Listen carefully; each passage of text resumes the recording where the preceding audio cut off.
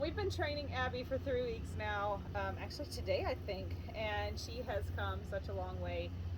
While she's still very much still a hyper enthusiastic puppy because she's a poodle, and it's going to be a long time before she's not a very energetic dog. She's a lot more focused now than she used to be, and a lot calmer around the baby. When she's going to, oh, she's going to get a drink of water. No one's surprised about that either. Water dog. Abby! Leave it. Come. Good girl. Yes. All right. So she's learned a couple of cues that might be helpful to you. The placemat here, or dog bed, yes, is her go to place. So if you want her to go lay down, chill out, settle down, the go to place cue is really useful for that. She'll do that on any blanket or mat or dog bed, probably even the couch if you tried to generalize it to the couch.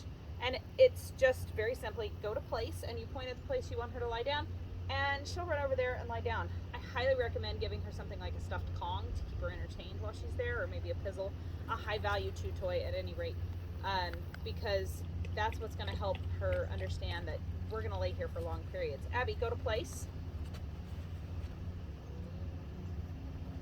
So the word that we use to tell her that she's done the right thing is yes, and that's always immediately followed by a food reward or some kind of reward. Now she's toy motivated, which means free, that she's allowed to, or she might be encouraged by using toys for some of her cues.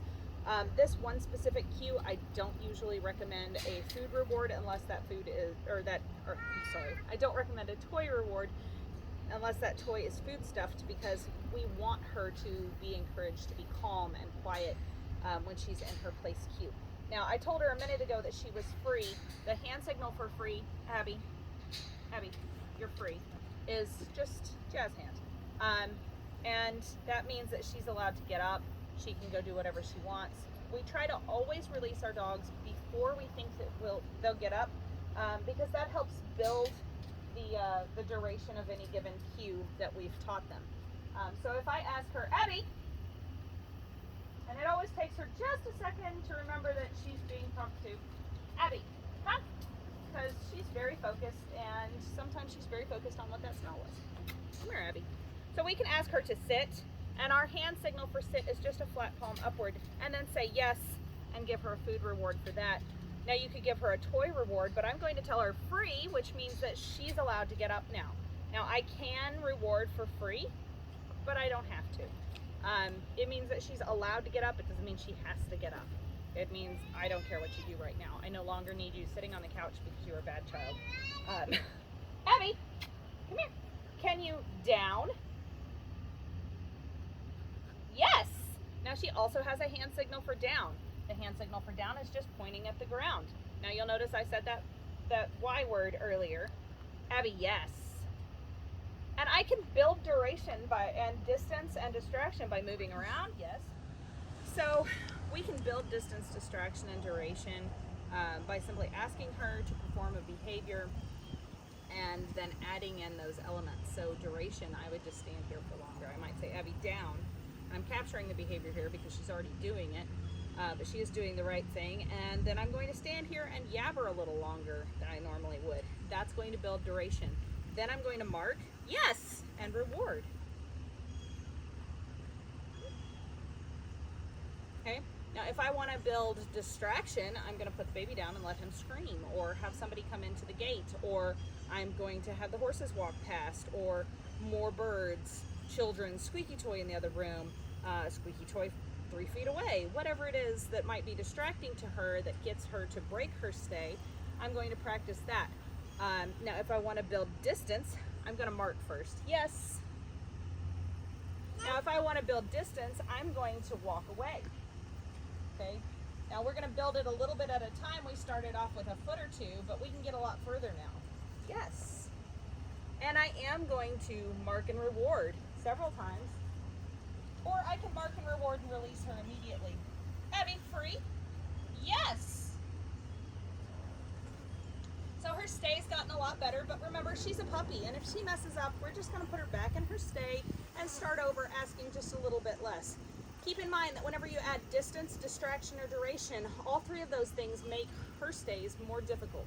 So if you're asking her to sit stay or down stay or place stay, and she gets up and she continues to get up or gets up faster every time, you're asking for too much. So try to add just 2 of those elements at a time. If you've got a very distracting environment, maybe just work on duration and not distance, because a distracting environment that she's not used to working in addition to a lot of distance from you, is going to also add a lot of duration all at the same time, and that might be too much for her. She's a puppy, and we try to take it easy on the puppies, though we expect a lot of them as they grow. All right, she has also learned a leave it cue. Leave it is my favorite thing.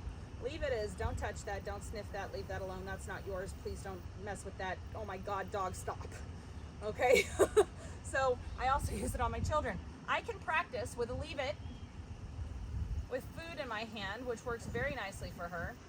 Yes, and anything where she's not trying to maul my hand qualifies as a leave it. Yes, or I can put it on the ground. Yes. Now you'll notice that I picked up the food and handed it to her. Yes. Because I don't want her taking things that she's not allowed to have. Okay?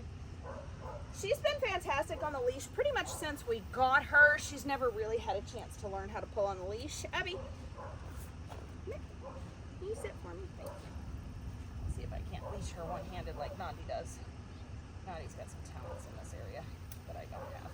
Did it? Okay, so the way that we teach loose leash walking is we prevent dogs from, at this age, we prevent dogs from learning how to pull on the leash, which means that if she goes to the end of the leash and starts pulling in a direction that I also want to go, I'm not going to reward her by moving forward while she's pulling. Instead, I'll wait until she looks back at me, takes the tension off the leash, or comes back to stand next to me before I move in that direction. So we're going to show you that she doesn't really, Abby, come. She doesn't really pull on the leash.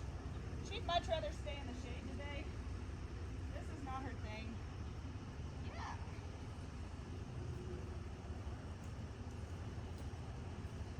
She's pretty good, even when she finds some friends to go hang out with. She's not a big one for dragging you down the street. If she gets to the end of that leash, we can either turn the other direction or just stop and wait. She's really good about redirecting back toward the humans. Yes. And I'm marking and rewarding here because anytime that my dog looks at me and says, hey, what would you like from me? That's a behavior that I want to continue. I want that behavior in every environment.